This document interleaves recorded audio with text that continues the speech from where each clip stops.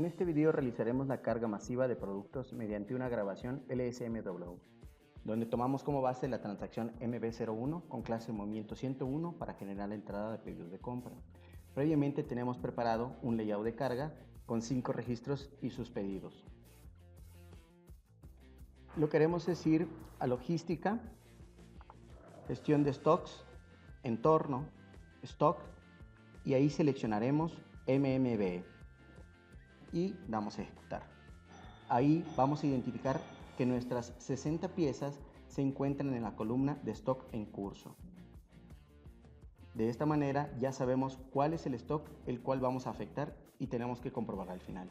Ahora ingresaremos a la transacción LSMW, en la cual tenemos nuestro proyecto, nuestro subproyecto y el objeto, esto previamente creado. Ahora observamos que tenemos una serie de actividades por realizar. Nos vamos a lectura de datos o read data y en ese vamos a indicar selección del registro 2 al registro 6. Posteriormente vamos a seleccionar ejecutar. Esta es la opción de lectura de datos y nos vamos a hacer back 2 veces. En automático se selecciona display y damos a ejecutar. Entonces podemos darle clic sobre cualquier registro y vemos que los datos han caído específicamente en los campos que son requeridos. Podemos revisar otro y vemos que los campos también coinciden en los registros que son requeridos. Luego en automático nos selecciona la opción de conversión de datos. Lo ejecutamos y vemos que los datos han sido convertidos al programa de batch de carga.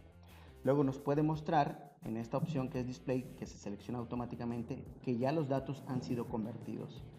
Posteriormente vamos a generar el registro de batch para hacer la carga o el ingreso de los productos. En automático nos lleva a la SM35, en la cual le damos ejecutar y seleccionamos visualizar en errores. Posteriormente ejecutamos y nos dice que ya se ha finalizado la carga. Entonces, para validarlo, vamos otra vez a MMB, refrescamos nuestro reporte y vemos como todos los datos pasaron finalmente.